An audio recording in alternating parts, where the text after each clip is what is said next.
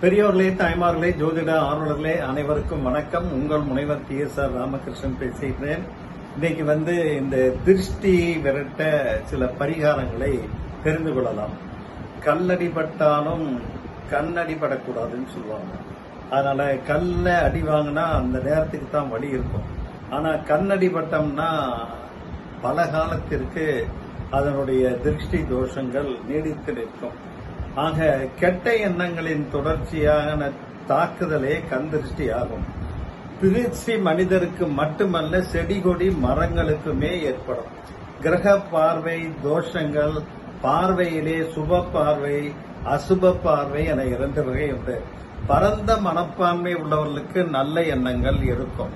இவர்கள் தொடங்கி வைக்கும் காரியங்கள் விருத்தியாகும். இவர்களை கைராசிக்காரர்கள் சொல்லுவோம். அதனாலதான் புது கணக்கு போடும்போது ஒரு பிரபலமானவர் கைராசிக்காரரை வைத்து அந்த புது கணக்கு போடுது அல்லது கடையை திறந்து வைத்தல் போன்ற பணிகளை நாம் செய்து வருகின்றோம். இந்த பார்வை ராசி முக்கியமானது குரு பார்வை. குரு பார்க்க கோடி நன்மை குவியும்னு சாஸ்திரங்கள் கூறுகின்றன. சனி பார்வை சர்வநாசம். அதே போல உச்ச பலம் பெற்ற கிரகத்தின் பார்வை யோகத்தை கொடுக்கும். நீச்ச பலம் பெற்ற கிரகத்தின் பார்வை தோஷத்தை கொடுக்கும். இப்ப பொதுவா உதாரணமா பாத்தீங்கன்னா, புதன் கன்னி ராசியில இருக்காருன்னு வைங்க. அவர் உச்சமாக இருக்கிறார் அந்த ஜாதகருக்கு. அதனுடைய 7ஆம் பார்வை மீனத்தை பார்க்கும். அந்த ஜாதகருக்கு 7ஆம் பார்வை புதன் படும்போது 7ஆம் பார்வை உள்ள மீன ராசியிலே கிரகங்கள் இருந்தாலோ அல்லது அந்த தசாபுத்தி நடந்தாலோ நல்ல யோகம் கிட்டும். இதே ரிவர்ஸ், புதன் ஒருவருக்கு மீனத்திலே நீச்சமாக இருக்கிறதுன்னு வைங்க. அந்த நீச்சமான புதன் 7ஆம் பார்வையாக கன்னி ராசியை பார்க்கும்போது கன்னியிலே வேற ஏதாவது கிரகங்கள் அவங்க பிறந்த ஜாதகத்தின்படி இருந்தால் அந்த தசாபுத்தி நடக்கக்கூடிய காலங்களிலே தோஷங்கள் ஏற்படும். இது மாதிரிதான் எல்லா கிரகத்துக்கும் உச்ச நீச்சம் பார்த்து அந்த தோஷம் இருக்குதா இல்லையான்னு தெரிஞ்சுக்கணும். அதே நேரத்தில் சூரியன் சந்திரன் சம சப்தமாக பார்க்கும்போது இதுதான் பௌர்ணமி ஏற்படுகின்றது. இதனால இந்த பார்வை ஒரு நல்ல பார்வை, நல்ல பலன்கள் கிட்டும். மகான்களுக்கு பல சக்திகள் இருக்கின்றது. அதுல பிரதானமானது அவருடைய கருணை மிகுந்த அருள் பொங்கும் பார்வை. அந்த பார்வை நம்ம மேல பட்டாலே நமக்கு இருக்கக்கூடிய திருஷ்டி தோஷங்கள் தீய சக்திகள் விலகும் என்பதே ஐதீகம். இதை நயன தீட்சைன்னு சொல்லுவாங்க. கிரக தோஷ திருஷ்டி பெடிகள் நம்முடைய அனைத்து இயக்கங்களுக்கும் கிரக அமைப்பே காரணம். பிறந்த போது ஜாதகத்திலே ஒவ்வொருவருக்கும் கோள்கள் எந்தவாறு அமைக்கப்பட்டிருக்கின்றதோ வாழ்நாள் முழுவதும் அந்த தசாபுத்தி நடப்பதற்கு ஏற்ப அந்த பலன்கள் மாறி மாறி வரும். நல்ல யோகமான திசைகள் நடக்கும்போது விஷயங்கள்ல சாதகமா நல்ல வெற்றிகரமாக கைகூடி வரும். யோகமான திசையில சில கெட்ட ஆதிபத்திய புத்திகள் வரும்போது சில சறுக்கல்கள், எதிர்பாராத நஷ்டங்கள், தடைகள், சிக்கல்கள் ஏற்படலாம். திடீர் விபத்துகள், மருத்துவ செலவுகள், கைப்பொருள் இழப்பு போன்றவை எல்லாம் இந்த 6, 8, 12 அதிபத்தியினுடைய தசாபுத்தி நடக்கும் கூடிய காலங்கள்ல ஏற்படும். அதனாலதான் ஒருவருக்கு 6ஆம் இடத்து அதிபதி திசை. 6ஆம் இடங்கிறது நோய், கடன், பிணி, பகை. 8ஆம் இடம்ங்கிறது ஆயுளை பாதிக்கக்கூடிய விஷயம். 12ங்கிறது அவங்களுக்கு அந்த ஆஸ்பத்திரி செலவு. ஆக இந்த 6, 8, 12 தசாபுத்தி நடக்கக்கூடிய காலங்கள்ல அவர்களுக்கு கடுமையான தோஷங்கள் இல்ல விளைவுகள் ஏற்படும். அந்த 6, 8, 12 வீடுகளை குரு பார்வைப்பட்டதுன்னா இல்ல குரு அங்கு இருக்காருன்னா அந்த தோஷங்கள் கொஞ்சம் குறைவதற்கு வாய்ப்பு இருக்கும். லக்னம் ராசியினுடைய நீச்ச கிரகம் அமரும் போது காரிய தடைகள், வீண் வம்புகள், மன சஞ்சலம், பொருள் நஷ்டம் போன்றவை நீங்கள் பட்டகாலிலே படும்னு சொல்லுவாங்க இல்லையா, அது மாதிரிதான். அதுபோல கெட்ட திசைகள், நீச்ச அம்சம் உள்ள திசைகள்ல இந்த கண் திருஷ்டி, பொறாமை போன்றவை சேர்ந்து வரும்போது கிரக தசாபுத்தி அமைப்புகள் வலுவாகவும் யோகமாகவும் இருந்தால் திருஷ்டியினுடைய வேகம் குறைந்துவிடும். அதனால நமக்கு அரணாக கிரக சுப பார்வை கை கொடுக்கும். திருஷ்டி பரிகாரங்கள், ஆரத்தி எடுக்கிறது, பொட்டு வைக்கிறது, விசேஷ வைபவங்கள், சுப நிகழ்வுகளையும் மணமக்கள் வீட்டினில் வருதல், தாயும் குழந்தையும் முதல்ல வர்றது உள்ளிட்ட நிகழ்ச்சிகள் எல்லாம் ஆரத்தி எடுத்து திலகம் இடுவது சங்ககாலம் தொட்டே நடைபெற்றுக் கொண்டு வருகின்றது.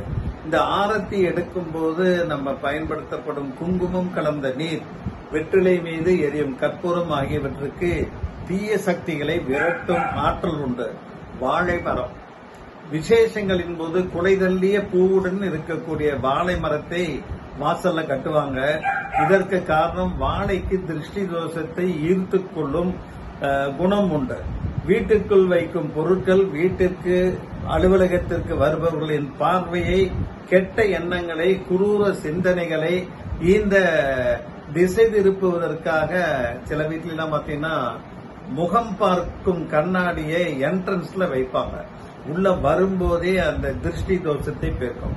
அதே மாதிரி நீங்க எல்லாம் பெரிய கடைகள், நீங்க சென்னை சில்கையில பெரிய பிரபல நாய்க்கடைகள்லாம் பாத்தீங்கன்னா அந்த வாண்டேஜ் பாயிண்ட்ல எல்லாம் பெரிய மிரர், அது அந்த ஓவல் ஷேப் மிரர் வச்சிருப்பாங்க.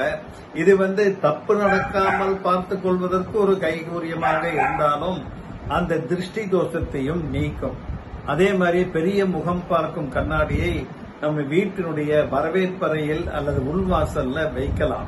சில பேர் மீன் தொட்டி வளர்த்து அதுல கருப்பு சிகப்பு மீன்களை வளர்ப்பார்கள். இந்த மீன் தொட்டி வளர்ப்பதும் கருப்பு மீன்கள் வைப்பதும் திருஷ்டி எல்லாம் அப்படியே அப்சர்வ் பண்ணிக்கும். கண் திருஷ்டி கணபதி படம் வைக்கலாம். மிக மெல்லிய வாத்திய இசை மந்திரங்களை ஒலிக்க விடலாம்.